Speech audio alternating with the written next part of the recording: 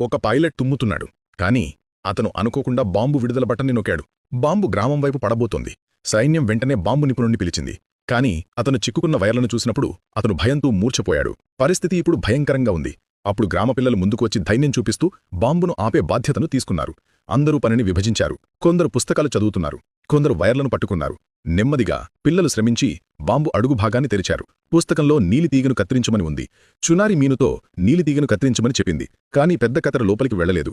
అప్పుడు చునారి తన వద్ద చిన్న కనుబొమ్మ కత్తెర ఉందని గుర్తు చేసుకుంది. ఆమె వాటినిచ్చింది మరియు మీను సులభంగా నీలితీగను కత్తిరించింది. ఇప్పుడు ఎరుపు తీగ వంతు వచ్చింది. కాని మీను చిన్న చేతులు కలిగి ఉంది మరియు వైర్ను చేరుకోలేకపోయింది. ఆమె తన శరీరంలో సగం బాంబు లోపల ఉంచి చాలా కష్టంతో ఎర్రతీగని కత్తిరించింది.